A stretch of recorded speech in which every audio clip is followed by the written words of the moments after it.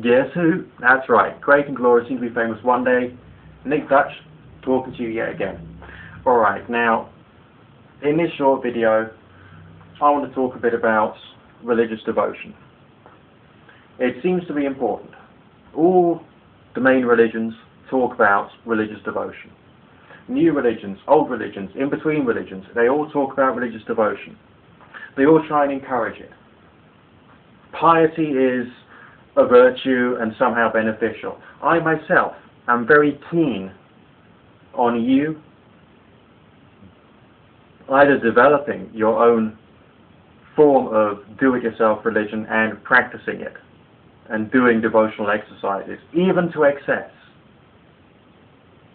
Because from my experience, I know that devotional exercise is done to a certain degree, to a certain depth, with all the mind-altering effect that ceremony can have, meditation can have, prayer can have, and all the rest of it can yield strange results. But let's come at you with a scenario, okay? Let's say you'd chosen a religion that you felt comfortable with, maybe the one of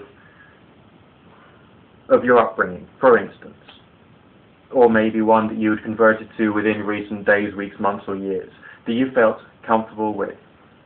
You spend a lot of time reading in great detail the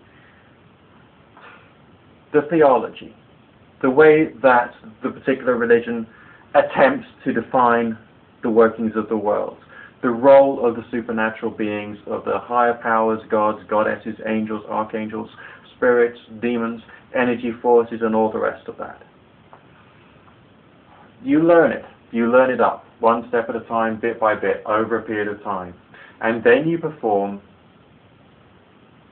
your first formal, just by example, your first formal spellcasting, ritual, astral projection, in-depth prayerful exercise, very devotional, very devout, very deep.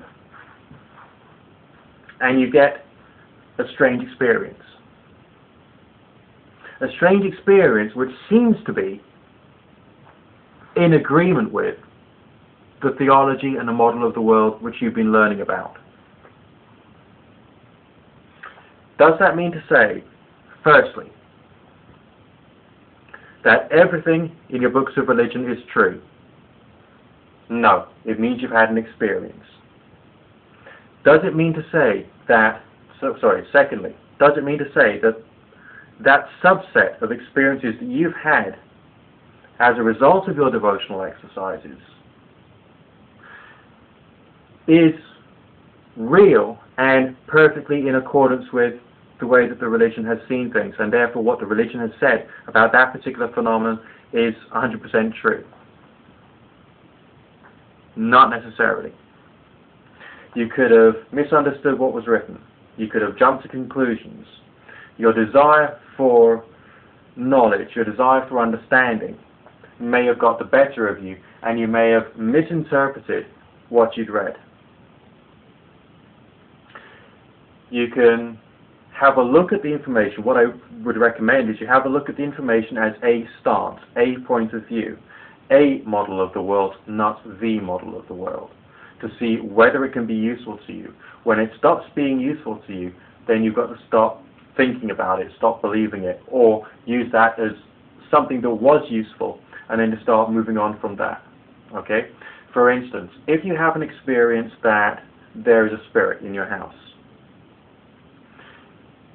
if your behavior becomes changed as a result of this apparent, in inverted commas, knowledge that you have a spirit in your house, outside of the sphere of ritual work, prayerful work, meditation work, and religious work, that's actually a bad thing. So you've got to compartmentalize to a certain degree so you don't allow your experiences to get basically pathogenic and affect you too much. Okay?